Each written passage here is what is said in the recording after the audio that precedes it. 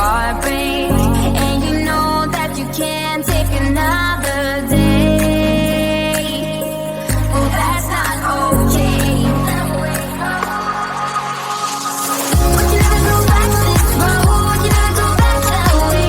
I see you standing in the corner like it's okay. Don't you know that you move with your body? Don't you know that you move with your body?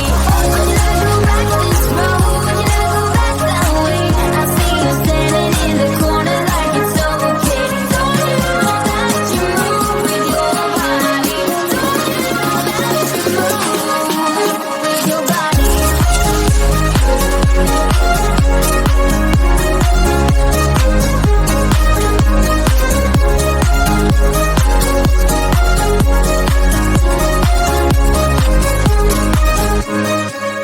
When you're moving your feet on the dance floor, and you don't care a thing about a word they say. That's how we play. That's how we play.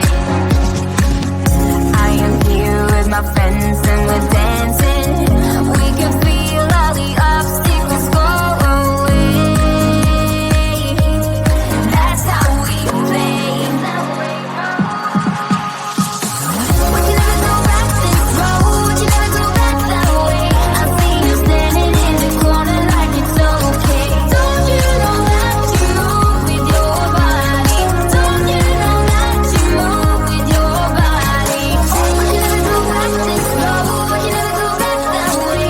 I see you standing in the corner like it's okay.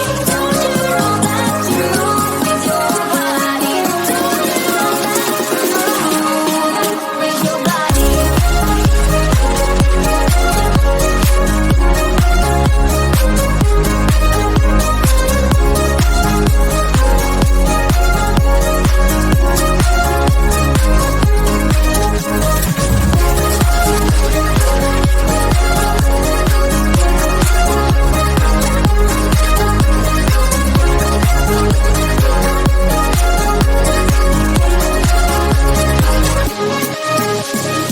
All night long, we got it going, and the dance goes on. We got it going, and I am here, and I move with my body, move with my body.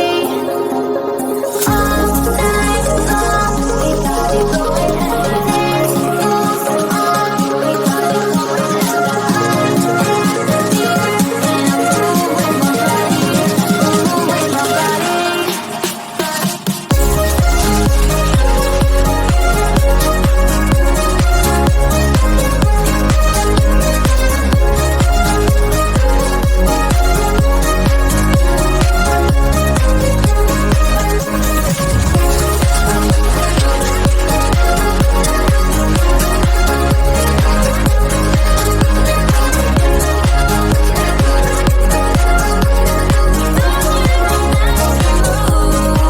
With your body.